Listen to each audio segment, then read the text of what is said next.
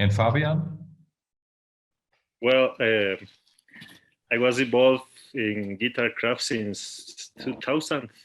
I did my level 1 in Gándara in Argentina. Then I went to a lot of courses. I met Steve in 2014 in Seattle, in Rough Island. And I met Octavio in a curious way. We were in the same Friends of Family concert in King Crimson. I see. So Okay. we met there. And then as Oscar said, I don't know Oscar personally, but we get involved as a call from Octavio. He sent an email and said, hey, do you want to be part of this project? And I said, yes, why not? Sound interesting.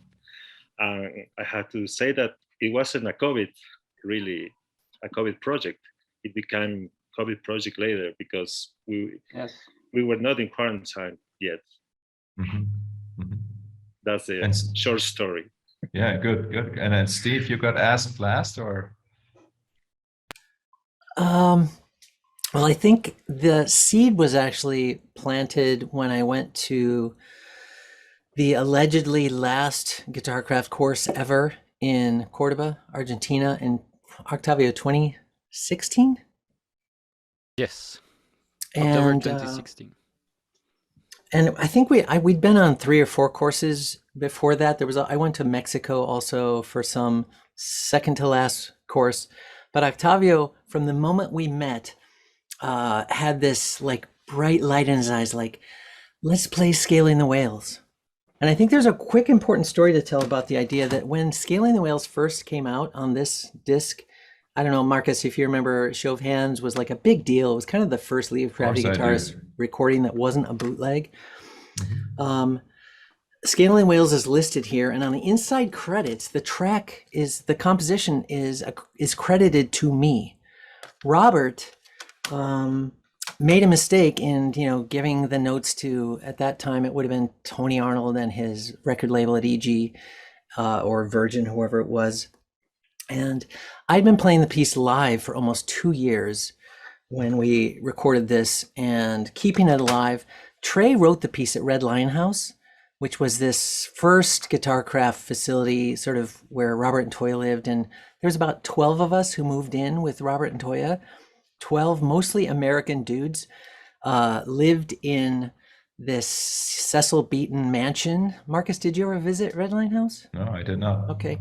Anyway, it was a legendary place. It was the very early days of GuitarCraft. It was like year 2. A whole bunch of us just moved there to just practice guitar all day and to continue to build on this very early days of GuitarCraft. And Scaling the Whales was sort of Trey's level 2 piece, is called. Generally, when someone comes to GuitarCraft, they get all excited and they want to go write their first piece, and it's usually a long stream of 16th notes, all strung together with a little bit of dissonance in and on time signature. And there's a whole history of level 2 pieces. Before that, there was Bicycling to Afghanistan. My version was something called The Breathing Field. And so everyone who comes to GuitarCraft generally has a level 2 piece, and it is just, 3 minutes of 16th notes. And so Trey's first version was Scaling the Whales, and it was written with Paul Richards, Hideo Maria, and Victor McShirley, who were all also living at Red Lion House.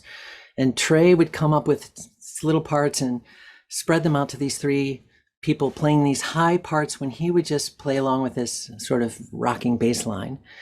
And so it had sort of a life of its own for about 6 months at Red Lion House. But then the league started going on tour, and Trey showed me the bass part, knowing that he was kind of going off in a different direction and learning the stick.